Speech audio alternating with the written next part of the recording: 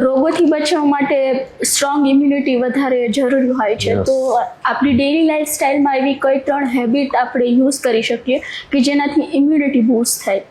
Immunity maintain કરવી ખૂબ જરૂરી છે. ભગવાન આપણને ઇમ્યુન સિસ્ટમ આખી બોડીમાં આપી છે, જે સારી રીતે મેન્ટેન થાય અને આખી લાઈફ કામ કરતી રહે. એના માટે 3 વસ્તુ સૌથી મહત્વની છે. એક ડાયટ, બીજું એક્સરસાઇઝ અને ત્રીજું સ્લીપ.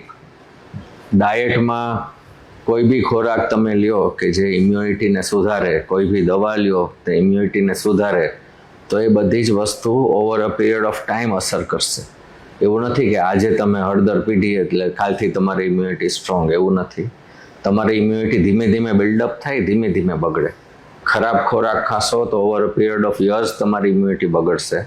સારો ન્યુટ્રિશિયસ ખોરાક ખાશો તો ધીમે ધીમે સ્ટ્રોંગ થશે. સારા ખોરાકમાં ડ્રાય ફ્રૂટ્સ છે, હળદર છે, પ્રોટીનવાળો ખોરાક જેમ કે કઠોળ છે, સારી રીતે બનાવેલું પનીર છે, વેજીટેબલ્સ છે ફ્રેશ. એમાં વેજીટેબલ્સ ને ફ્રૂટ્સમાં ખાસ પ્રોપર બેકિંગ સોડાથી વોશ કરીને ખાજો, કારણ કે ઉપર જેટલા પેસ્ટિસાઇડ્સ હોય એ આપણે બેકિંગ સોડાથી રિમૂવ કરી શકીએ. પછી એની છાલ કાઢીને ખાઓ તો અંદરનું જે આપણું ફ્રૂટ ને વેજીટેબલ્સ છે એ આપણને હેલ્પ કરે. એટલે ફ્રૂટ્સ, વેજીટેબલ્સ, ડ્રાય ફ્રૂટ્સ, કઠોળ, પનીર એ બધા ઇમ્યુનિટી બૂસ્ટ કરે. પછી આપણા જે આ ઘરેલું બધી વસ્તુ છે, તુલસી, ફુદીનો, અદરક, હળદર, સૂંઠ, એ બી ઇમ્યુનિટી બૂસ્ટર છે. બધું પ્રમાણસર લેવું જોઈએ, એક્સેસિવ નહીં. અને ખરાબ ખોરાક લેશો તો ઇમ્યુનિટી ધીમે ધીમે બગડશે.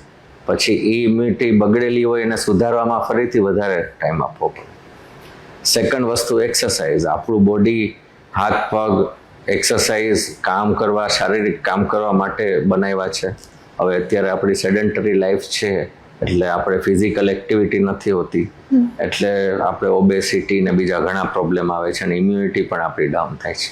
એટલે રોજ પ્રોપર ફિઝિકલ એક્ટિવિટી હોવી જોઈએ, એક્સરસાઇઝ હોવી જોઈએ, અને એમાં પણ વેરાયટી ઓફ ફિઝિકલ એક્ટિવિટી રાખો. ખાલી તમે સાયકલિંગ કરતા રહો તો ખાલી સાયકલિંગના જ બેનિફિટ મળશે, પછી તમને યોગાના બેનિફિટ નહીં મળે, જે મસલ સ્ટ્રેન્થનિંગ એક્સરસાઇઝના નહીં મળે.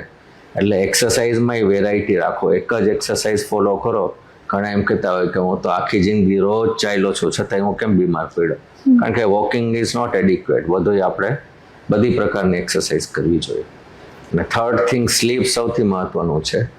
કે સ્લીપ ઓછી થાય અથવા ઇનફ થાય, પણ એ ઇન્ટરપ્ટેડ સ્લીપ હોય છે, વચમાં તમે જાગી જાઓ, તો એ બંને સ્લીપ આપણા શરીરને જે અંદર રિપેરિંગ પ્રક્રિયા કરી શકતી નથી. એક તો તમારે એડિક્વેટ એટલે 6 થી 8 કલાક ઊંઘ કરવી જોઈએ. કોઈની જરૂરિયાત 6 કલાકની હોય, કોઈની 7ની હોય, કોઈની 8ની હોય. 8 કલાકથી વધારે ઊંઘ ન કરાય, એ પણ નુકસાન કરે.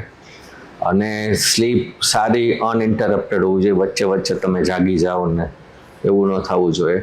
ઘણા એને સ્લીપ ડિસઓર્ડર હોય છે તો એનું નિદાન કરીને આપણે સારવાર કરી શકાય.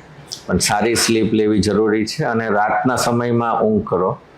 તમે 8 કલાક દિવસે સુવો અને રાતના કામ કરો એ પણ સારું નથી, એ પણ આપણી ઇમ્યુનિટી કોમ્પ્રોમાઇઝ કરે. એટલે રાતના 10 થી સવારે 8 વાગ્યાના સમયની વચ્ચે તમારી 7 થી 8 કલાકની સ્લીપ કરી લ્યો, એ મારી સલાહ છે. બહુ મોડું 12 વાગ્યા પછી આજના જમાનામાં ન સૂવું જોઈએ.